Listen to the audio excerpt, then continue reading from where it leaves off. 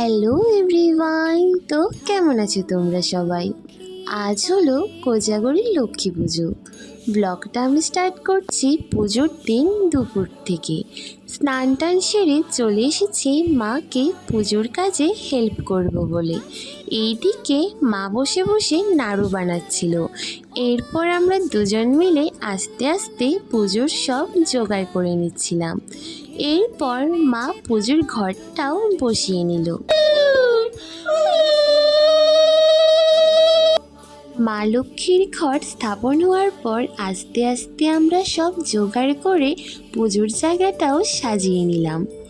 জানো তো, এই লক্ষ্মী পুজোটা বরাবরই আমার কাছে খুব স্পেশাল। ছোট থেকে আমি সারা বছর এই পুজোর জন্যই ওয়েট করে থাকি।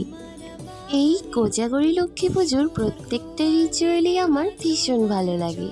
বাবার সাথে পুজোর বাজার করা থেকে শুরু করে প্রতিমা আনতে যাওয়া, মায়ের সাথে নাড়ু পাকানো, আলপনা দেওয়া, উপোস করে থাকা, প্রত্যেকটাই।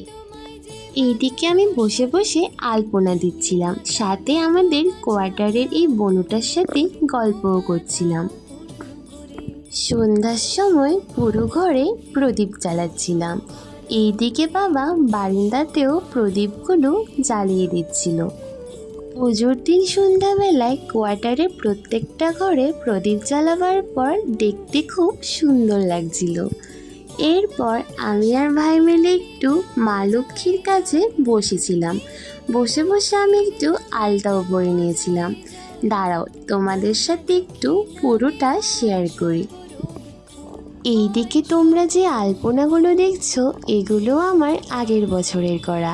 এই বছর তেমন আলপনা করা হয়নি। ওই চালের গুঁড়ো দিয়ে মা লক্ষ্মীর পা এঁকে নিয়েছিলাম, আর বাবা কিছু স্টিকার এনেছিল, ওইগুলোই লাগিয়ে দিয়েছিল।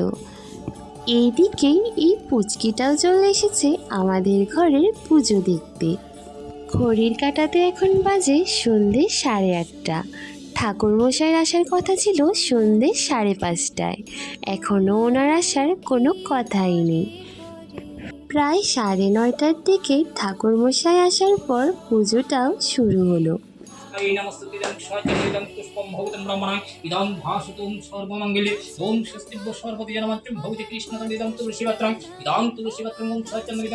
পুজোটা হয়ে যাওয়ার পর মনে একটা আলাদাই শান্তি লাগে।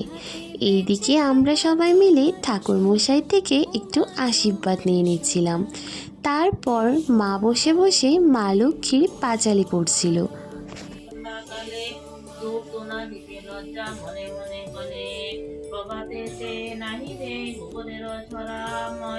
আমি ওইদিকে হাতে ফুল ধূপ বানিয়ে মায়ের পাশে বসে বসে পাঁচালি পড়া শুনছিলাম।